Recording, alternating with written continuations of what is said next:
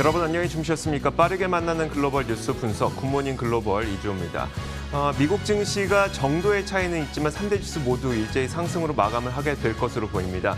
이날 미국 증시에는 크게 두 가지 큰 특징이 있었는데요. 첫 번째가 바로 빠르게 상승하던 금리가 좀 진정됐다는 점이었었고, 두 번째가 인텔을 중심으로 한 기술주들의 반등이 나타났다는 점이었습니다. 금리부터 한번 살펴보자면 일단 소비자 물가 지수가 소비자 물가가 발표가 됐는데 0.4% 상승한 것으로 나타났습니다. 예상치에 부합을 했고 물가가 개선됐다는 점은 굉장히 긍정적으로 해석되는데, 다만 문제가 됐던 점은 그러면 이제 소비를 위축시킬 만큼의 물가 상승이냐, 또 이건 아니었기 때문에 시장 금리 상승을 좀 진정시키는 효과가 있었고요. 여기다 두 번째로 살펴볼 것이 바로 인텔의 CEO 교체설인데, CEO가 교체되면서 인텔의 주가가 크게 급등을 했습니다. 이와 함께 기술주들의 반등이 나타났다는 점도 시장에는 다소 긍정적인 부분으로 보입니다. 자, 이런 여러 가지 일들과 함께 미국 시장은 다소 상승한 채, 아주 강한 상승은 아니지만 상승한 채 마감하게 될 것으로 보이는데요. 어떤 일들이 있었는지 지금부터 저희와 함께 정리해 보시길 바랍니다. 굿모닝 글로벌 바로 출발하겠습니다.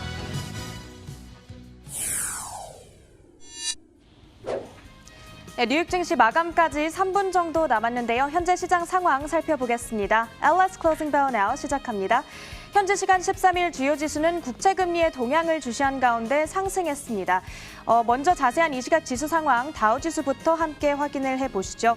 다우지수 장 초반에는 보합권에서 등락을 계속 오가는 모습이었고요. 후반 들어서 조금 상승 탄력을 받아가는 듯 싶었지만 막판에 또 탄력을 잃고 있습니다. 현재는 0.06% 상승 나타내면서 31,086선 가리키고 있습니다. 나스닥 지수는 0.48% 오른 13,134선에 상대적으로 강한 흐름 나타내고 있고요. S&P 500 지수는 0.3% 이상 오르면서 3,812선에 거래를 이어가고 있습니다. 그렇다면 오늘 시장이 주목한 이슈를 살펴보겠습니다. 우선 미국의 국채 금리가 최근 급등을 했었죠. 전일장에서는 한때 1.18%를 넘기기도 했습니다. 그러면서 시장에 관심이 쏠리고 있는데요. 금리 상승은 증시에게는 양날의 검이 될 수 있겠습니다. 부양책과 경제 회복 기대감으로 작용한다면 순환주를 중심으로 시장을 지탱해줄 수 있을 텐데요. 그런 반면 통화 완화가 축소될 수 있다는 점과 주가 밸류에이션에 대한 부담감은 시장에 악재로 작용할 수도 있겠습니다. 최근에는 연준이 통화 완화를 축소시킬 거라는 예상에 불안감이 조성되기도 했는데요. 다행히 전일장 오후부터는 금리 상승세가 다소 진정되면서 안도감을 제공했습니다. 그런 한편 오늘 미국의 물가 전망치도 발표가 됐습니다. 다행히 예상 수준에 부합하면서 금리 상승에 대한 부담감을 덜어줬습니다. 12월 소비자 물가 지수가 전월 대비 0.4% 상승하며 전망치와 정확히 일치했는데요. 전년과 비교했을 때에는 1.4% 상승으로 전문가 예상치 1.3%를 소폭 웃돌았습니다. 이렇게 소비자 물가 지수가 예상대로 발표되자 미국의 10년물 국채 금리는 장 초반 1.12% 이하로 떨어지기도 했습니다. 다음으로 미국의 정치적 상황도 짚어보겠습니다. 민주당이 주도하는 하원에서 오늘 트럼프 대통령에 대한 탄핵안을 표결합니다. 이 탄핵안이 하원에서는 가결될 것으로 보이는데요. 그렇지만 정작 상원까지 통과될지는 미지수입니다. 더욱이 트럼프 대통령의 임기가 다음 주 초에 끝나는 만큼 탄핵 사태가 시장에는 큰 영향을 미치지 못할 것으로 보입니다. 그렇지만 이를 계기로 정치권의 갈등이 심해질 우려는 계속해서 염두에 둬야겠습니다. 네, 다음으로 오늘장 섹터 흐름도 살펴보겠습니다. 현재 섹터 가운데 6개 섹터가 상승 흐름을 나타내고 있는데요. 특히나 유틸리티주가 가장 눈에 띕니다. 2% 가까운 상승 흐름을 나타내주고 있고요. 부동산도 1.45% 오르면서 오늘은 강한 흐름을 나타내고 있습니다. 기술주도 0.56% 상승입니다. 네, 이렇게 뉴욕 증시 주요 이슈 살펴봤습니다. 잠시 뒤 거래 마치고 돌아오겠습니다.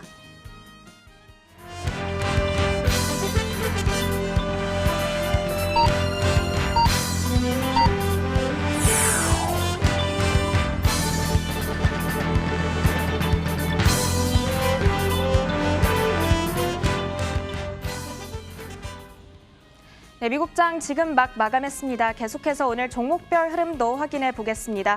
오늘 다우 상승을 주도한 종목으로는 인텔을 꼽아볼 수 있겠는데요. 다음 달 15일 현 CEO가 자리에서 물러난다는 소식에 오늘 급등하는 흐름 나타나고 있습니다. 현재는 7.6% 가까운 상승 흐름을 유지해주고 있는데요. 그런 반면 보잉과 유나이티드 헬스는 떨어지면서 이 다우 지수의 상승을 제한하는 흐름이었는데요. 현재는 낙폭을 다소 만회했습니다. 그러면서 보잉의 주가는 현재 0.28% 하락을 나타내고 있고 유나이티드 헬스의 주가는 0.38% 떨어지고 있습니다. 네, 그런 한편 바이든 차기 대통령이 이번 주에 공개하게 될 대규모 부양책이 어떤 내용을 담고 있을지가 여전히 기대감이 크게 실리고 있습니다. UBS 웰스 매니지먼트의 전문가는 만약에 이번 부양안에 최소 5천억 달러가 포함되어 있고 거기다가 실업 혜택과 재난지원금 추가 지급에 대한 내용까지도 담고 있다면 올해 경제에 큰 부스트를 제공할 거라고 밝혔습니다. 이렇게 뉴욕 증시 주요 이슈 살펴봤고요. 다시 한번 자세한 마감 상황 확인해 보겠습니다. 다우지수는 막판에 약보합으로 전환한 모습인데요. 오늘장 0.03% 떨어지면서 31,060선에 거래를 마칠 것으로 보입니다. 나스닥 지수는 상승 탄력을 잘 유지해줬습니다. 0.43% 오른 13,128선 가리키고 있고요. S&P 500 지수는 8포인트 오늘 오르면서 3,809선에 거래를 마칠 것으로 보입니다. 이렇게 뉴욕 증시 마감 상황 살펴봤습니다. LS Closing Bell Now였습니다.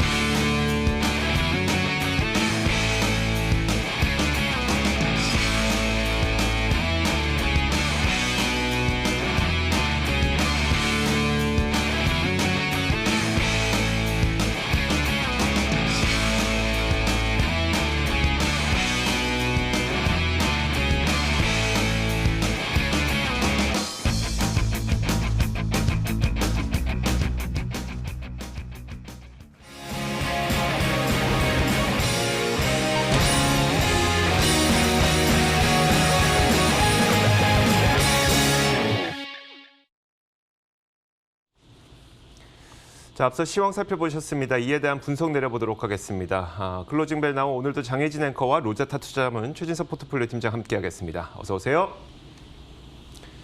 자, 먼저 미국 증시에 대한 평가부터 내려보도록 하겠습니다. 팀장님, 미국 증시 평가 내려주세요. 네, 무엇보다도 국채금리가 최근의 상승세에서 오늘 좀 장중에 많이 좀 하락하면서 시중금리 상승에 대한 우려를 던 점이 좀 대체적으로 우호적인 투자 심리가 유지된 그런 원인으로 해석됩니다. 특히 이제 금리 상승 우려에 최근 좀 좋지가 않았던 성장주라든지 그리고 빅테크 기업 여기에 또 이제 인텔이 많이 좀 상승을 하면서 모처럼 만의 기술주가 시장의 상승을 좀 이끄는 모습이 나와줬는데요. 다만 이제 트럼프에 대한 탄핵 심의가 개시된 데 따른 정치적인 불확실성도 계속해서 좀 남아있는 상황이고 그리고 이 글로벌적으로 코로나19 재확산에 대한 우려감도 완전히 가시지는 않기 때문에 시장에서 또 경계 심리도 일부 좀 여전하게 나타났던 것 같습니다. 예를 들어서 안데르센 캐피털이라는 기관에서는 현재 시장에서 뚜렷한 방향성이 보이지 않는다라고 얘기를 하면서 투자자들이 단기에 너무 집중을 하고 있다. 그렇기 때문에 당사는 어떠한 투자 관련된 그 디시전, 결정도 내리지 못하고 있는 상태라는 그런 분석을 제시하기도 했습니다. 자, 이어서 상품 선물 시장 살펴보겠습니다. 먼저 국제 유가인데요. 국제 유가는 이날 0.5%가량 내렸습니다. 미국의 원유 재고가 발표됐는데 긍정적이었습니다. 미국 원유 재고가 320만 배럴 감소했다는 좋은 소식에도 불구하고 최근 들어 계속해서 이제 전 세계 코로나19 확진자 수가 증가하고 있다는 점은 수요 부진에 대한 우려를 부추긴다는 평가가 나왔습니다. 이런 것들이 좋은 소식에도 불구하고 유가를 하락시킨 요인으로 분석이 됐는데요. WTI 가격은 0.56% 내리면서 52.92달러를 지나고 있습니다. 자, 금 가격도 한번 보도록 하겠습니다. 금 가격이 장 막판에 이 상승 탄력을 더 줄여서 현재는 강보합권에서 거래가 되고 있는데요. 일단 지난 12월 소비자 물가가 0.4% 개선됐습니다. 거기에다가 앞으로 바이든 행정부가 들어서게 된다면 추가적인 부양책이 나올 것이고 이로 인해서 인플레이션이 발생할 것이라는 것에 베팅했다라는 분석이 나오고 있습니다. 그러면서 금 가격은 소폭 올랐는데요. 0.27% 오르면서 1,849.1달러를 기록하고 있습니다. 자, 10년물 국채금리 한번 살펴보도록 하겠습니다. 자, 국채금리의 진정세가 이날 시장에는 다소 도움이 됐던 것으로 보입니다. 꽤 크게 하락했는데 물론 이제 물가가 발표가 됐죠. 물가 지표를 확인한 이후에 이 물가가 오르긴 했지만 팬데믹을 극복하는 과정에서 풀어놨던 막대한 통화가 수요를 위축시킬 만큼의 물가 상승은 아니었다. 거기에다 또 한 가지 이 통화 정책을 바꿔야 할, 그러니까 수정해야 할 정도의 물가 상승은 아니었다는 것이 금리의 상승세를 어느 정도 진정시킨 것으로 분석되고 있습니다. 1.092%를 현재 10년물 국채금리가 지나고 있습니다. 자, 이렇게 상품 선물 시장 살펴봤고요. 글로벌 외신 확인하도록 하겠습니다. 자, 첫 번째 소식부터 볼 텐데 팀장님 어떤 내용 볼까요? 네, 밸류에이션 부담에 따른 증시 조정론이 또 한 번 나왔습니다. 근데 이번에는 좀 이례적으로 이 수석 이코노미스트의 입으로부터 이 같은 경고 메시지가 전해졌는데요. CNBC에 따르면 최근에 얀 해치우스 골드만삭스 수석 이코노미스트가 미국 증시와 채권 시장이 단기 조정을 겪을 수 있다라고 얘기를 하면서 숨 고르기보다는 조금 더 좀 깊은 조정이 나올 수도 있다라고 경고를 했습니다.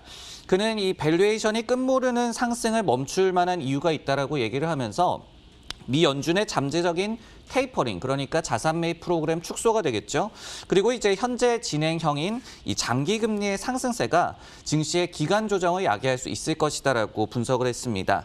국채 금리 또는 시중 금리의 상승 같은 경우에는 결국은 기업들의 자금 조달 비용 상승으로 이어지기 마련이죠.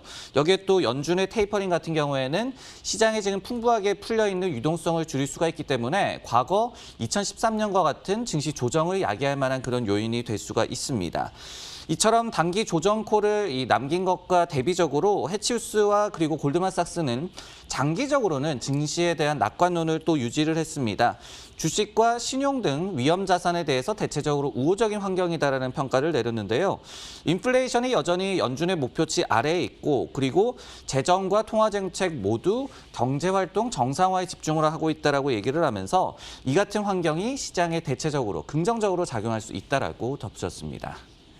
자, 이번 이코노미스트가 지적한 내용을 보면 우리가 시장을 이 월스트리트와 메인스트리트로 나눈다면 월스트리트의 고밸류를 지적한 것으로 보이고요. 그렇다면 메인스트리트 경제 상황에 대한 전망은 어땠을까요? 지금 보면은 장기적으로는 증시에 대해서 계속해서 좀 낙관론을 견지하고 있다라고 얘기를 했죠. 근데 그 낙관론의 배경이 결국은 현재 경기 사이클의 초기에 좀 진입을 한 것 같다라는 그 판단이었습니다.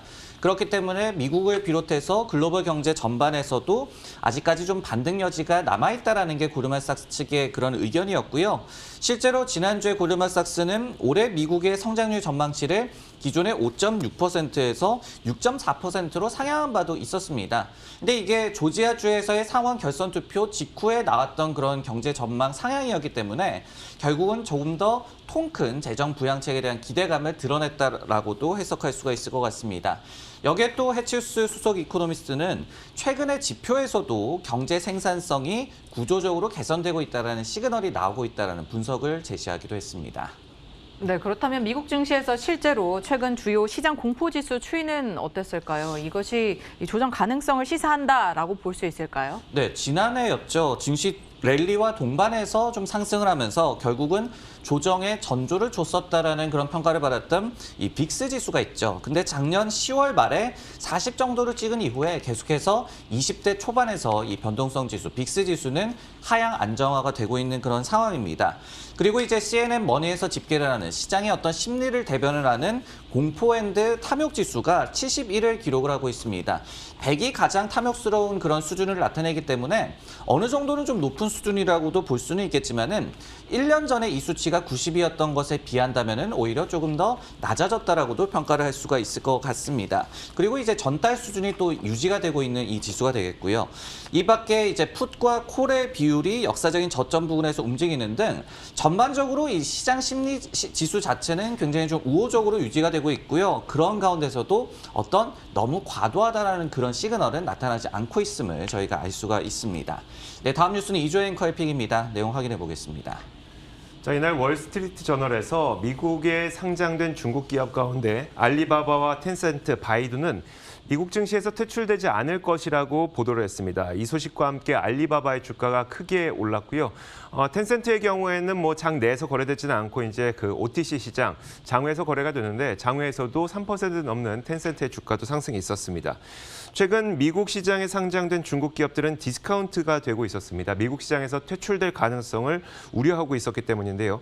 하지만 지난밤 월스트리트 저널이 관계자의 말을 인용해서 알리바바, 텐센트, 바이두 이 세 기업들은 미국인들이 계속 거래를 할 수 있을 것이다라는 내용을 전했습니다. 이 관계자에 따르면 세 가지 기업은 더 이상 퇴출 리스트에 이름을 올리지 않을 계획이고요. 9개 중국 기업과 이들의 자회사 100여 개 기업은 리스트에 또 추가될 것이다 이렇게 얘기를 하기도 했습니다. 다시 말하자면 미국 기업에 상장된 중국 기업들의 모든 이 디스카운트 요인이 사라진 것은 아니고 상장이 유지될 것으로 정해진 기업들만 디스카운트 요인이 사라진 건데요. 퇴출 리스트에 어떤 기업이 포함되느냐에 따라서 기업별 10위는 주가가 엇갈릴 수 있다는 얘기입니다. 퇴출 리스트는 이제 의회 승인을 받아야 하고 그 이후에 공포돼야 하기 때문에 빠르면 현지 시간으로 수요일, 우리 시간으로 따져보자면 오늘 오전 정도가 될 텐데요. 그 오전 내에 공개될 수도 있다고 월스트리트 저널은 관계자의 말을 인용해서 전해졌습니다. 팀장님, 일단 그 세 개의 기업은 이제 좀 안정권 안에 들어간 것 같고요. 디스카운트 요인이 좀 사라지면서 중국 기업에 좀 투자해보는 것도 괜찮을까요? 지금 보면 알리바바 같은 경우에는 최근에 미국 재무부가 업데이트를 했던 이 중국 군과 관련된 기업 리스트에서도 미포함이 됐었습니다. 그러면서 단기적으로 주가가 좀 뛰었던 바도 있었고, 그리고 관련 리스크가 좀 완화될 것이다라는 기대감이 고조되고 있는 그런 상황이죠. 다만 이제 알리바바도 그렇고 텐센트도 마찬가지고 결국은 이제 미국에서의 거래 금지 위험뿐만이 아니라 자국 당국의 이제 반독점 관련 규제 위험도 직면하고 있다는 점이 또 리스크로 아직까지는 좀 남아 있는 것 같습니다. 예를 들어서 CFRA라는 기관에서는 최근에 중국에서의 제재가 커지면서 알리바바에 대한 투자 의견을 매도로 하향한 바도 있었고요. 그리고 이들 기업 같은 경우에는 중국에도 복수 상장이 돼 있기 때문에 투자자 입장에서 굳이 미국 증시에 상장돼 있는 이들 기업에 투자할 만한 그런 요인이 좀 부족하다. 이런 부분도 좀 생각을 해봐야 될 것 같습니다.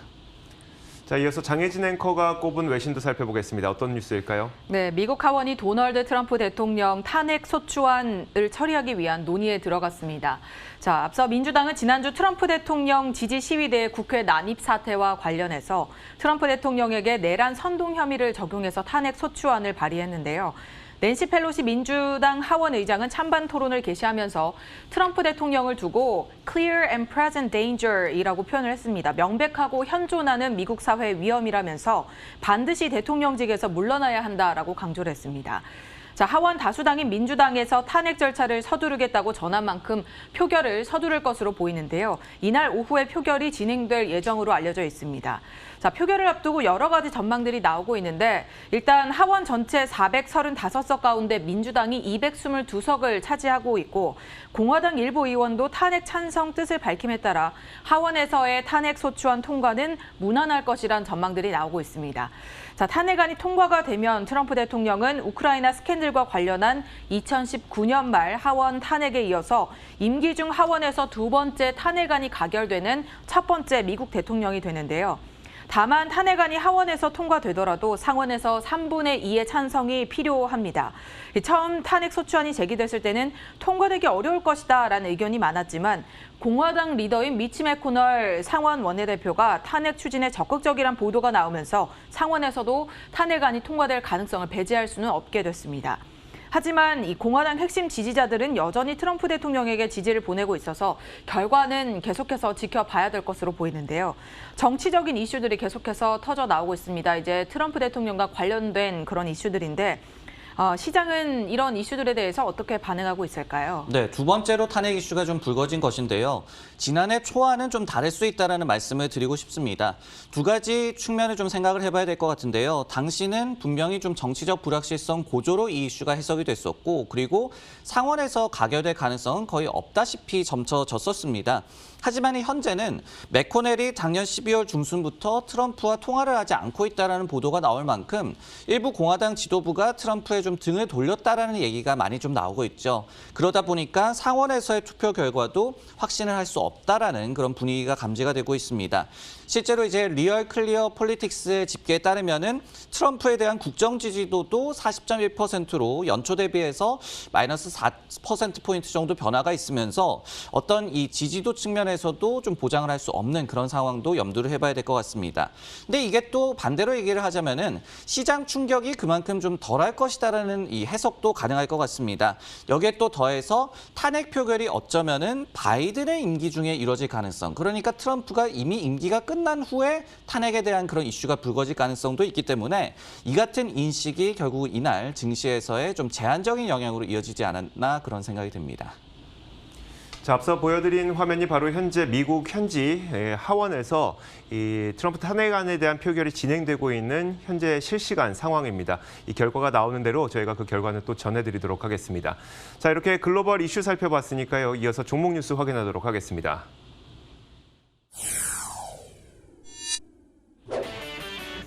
오늘의 종목 뉴스입니다. 인텔의 CFO 출신 CEO 사임 소식에 간밤 인텔이 급등했습니다. 카누가 작년부터 애플과 전기차 분야를 협업하기로 논의 중이라는 보도에 간밤 강세를 연출했습니다. 마지막으로 핀테크 스타트업 어펌이 상장 첫 거래일을 맞아 100%가량 폭등하는 흐름을 보였습니다. 자, 첫 번째 기업은 최진석 팀장이 인텔을 준비해 주셨는데 최근 인텔은 참 많은 악재가 있지 않았습니까? CEO 교체와 함께 좀 좋은 모습을 보였네요. 그렇습니다. 이날 주가가 7% 정도 급등을 하면서 다우지수의 강세에도 좀 견인차 역할을 했는데요. CEO 사임 소식이 호재가 됐다는 해석이 나오고 있습니다. 사측 발표에 따르면 밥수환 CEO가 오는 2월 15일부로 사임을 하고요. 그 자리에 클라우드 업체 VM웨어의 팻 겔싱어 CEO가 맡게 됩니다. 수환 CEO 같은 경우에는 7개월간 CEO 직무대행을 맡은 후에 2019년 1월에 정식 CEO에 임명된 바가 있는 그런 인물인데요. 수환 CEO의 임기 중에 사실 인텔은 경쟁사들로부터 숱한 좀 공세에 시달려 왔습니다.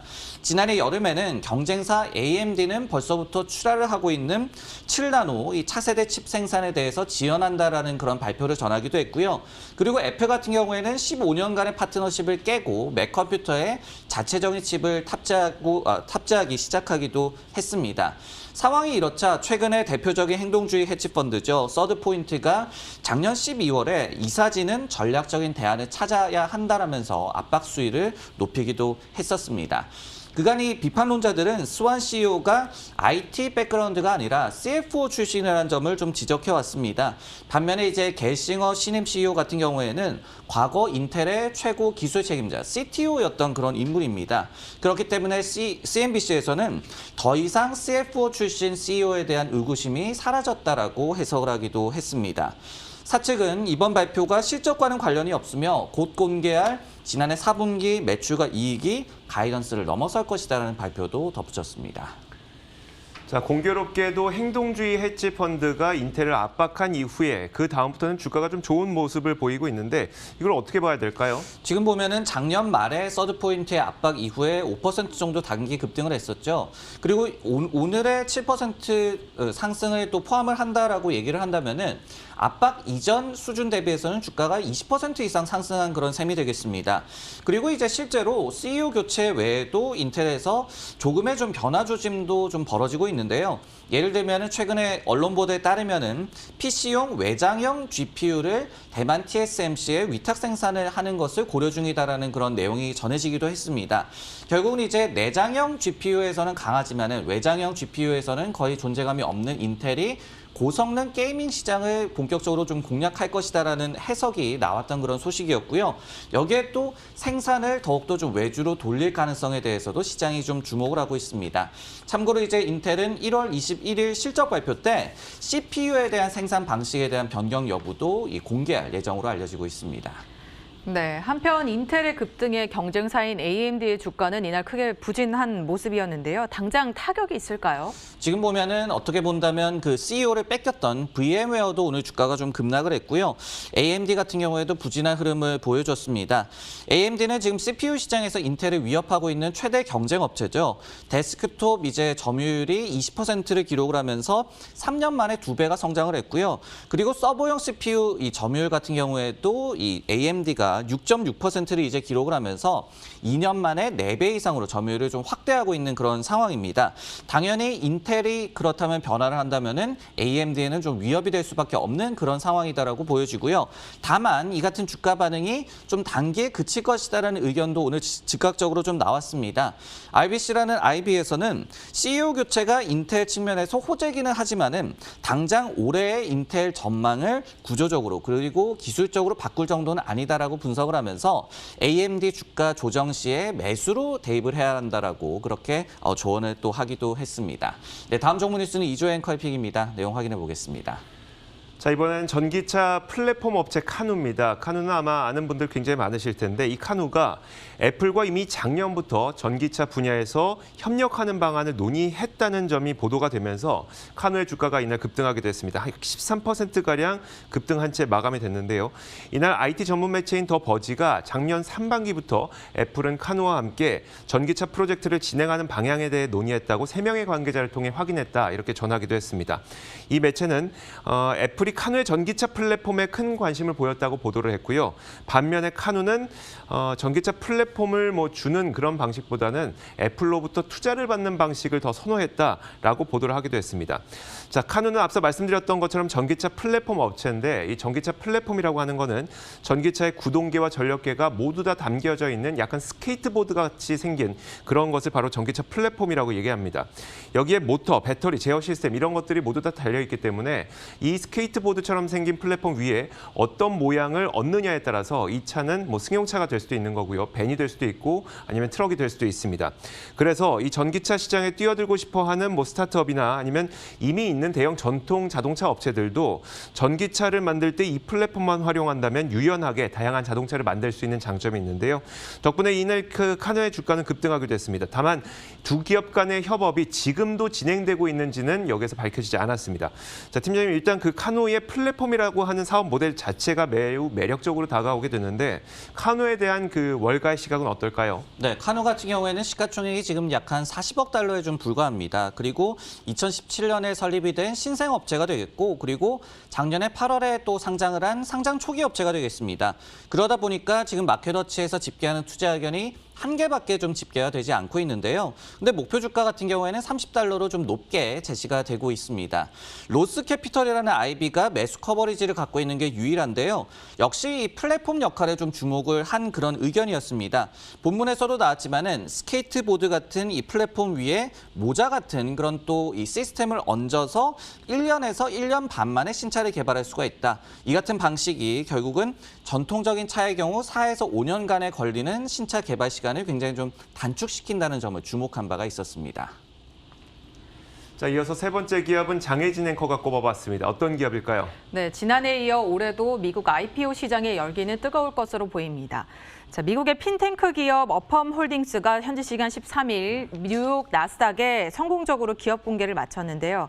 어펌은 지난 2003년에 페이팔의 공동 창립자이자 어펌 CEO인 맥스 레부친에 의해서 설립이 됐으며 선 구매 후 결제라는 시스템으로 소액 신용대출 서비스를 제공하는 핀테크 기업입니다. 단기 이자로 할부 결제 기능을 제공하며 조기 상환 수수료와 연체 이자가 없다는 점이 차별화된 전략인데요. 당사는 당초 공모가를 예상보다 높은 주당 49달러로 결정을 했지만 첫 거래를 맞아서 100% 넘게 폭등하는 흐름을 보여줬습니다. 마감 기준으로는 98% 넘게 상승을 했고요. 시초가는 90.90달러에 형성이 된 것으로 알려졌습니다. 자, 나스닥 시장에 AFRM으로 상장을 했고요. 주관사는 모건 스탠리, 골드만삭스 그리고 앨런앤코입니다. 지난 2020 회계 연도에는 매출액 5억 950만 달러, 손실액은 1억 1260만 달러를 기록했는데 매출은 늘고 있지만 아직까지 이익은 내고 있지 않은 기업으로 알려지고 있습니다. 자, 2020 회계연도 총 주문 금액은 46억 달러 수준으로 패션을 비롯해서 전자제품, 여행, 자동차 등 다양한 분야의 6,500개사, 620만 명 이상의 고객이 플랫폼을 이용 중이고요. 펠로톤을 비롯해서 쇼피파이와 아디다스, 월마트 등이 대표적인 고객사로 알려져 있습니다. 자, 따끈따끈하게 막 상장한 어펌이라는 기업에 대해서 좀 알아봐야 될 것 같은데요. 팀장님 한번 설명해 주시죠. 네, 펠로톤이 이 회사의 가장 최근 회계연도 이 연 매출의 28%를 차지하는 최대 고객사입니다. 그렇기 때문에 이제 펠로톤을 예로 들어서 좀 설명을 드릴까 하는데요. 갑자기 이제 소비자가 펠로톤 바이크를 사고 싶을 수가 있겠죠. 근데 이 바이크 가격이 200만 원이 넘습니다. 그렇기 때문에 좀 일시불로 결제를 하기가 부담스러울 수가 있겠죠. 이때 이제 어펌을 이용해서 신용대출을 좀 받게 되는 것이고, 그리고 할부로 구매를 하는 것이 되겠습니다. 근데 이제 신용도에 따라서 이게 무이자가 될 수도 있고요. 연율이 10에서 30%까지 다양하게 좀 책정이 되는 그런 시스템을 차용을 하고 있습니다. 근데 이제 과거에도 유사 서비스는 있었죠. 하지만 최근에 워낙 이 온라인 쇼핑이 좀 늘고 있고, 그리고 절이라는 그런 장점, 아니면은 또 무이자로 할부 구매를 할 수 있을 것이다라는 그런 장점이 좀 부상을 하면서 최근에 이제 신용카드 할부 구매 또는 신용카드 구매가 조금 부담스러운 그런 소비자들 사이에서 좀 대안으로 떠오르고 있는 그런 기업입니다. 자, 지금까지 지난 밤사이 있었던 글로벌 이슈 그리고 종목 뉴스 확인해봤습니다. 장혜진 앵커와 로제타 투자점 최진석 포트폴리오 팀장 함께했습니다. 말씀 고맙습니다.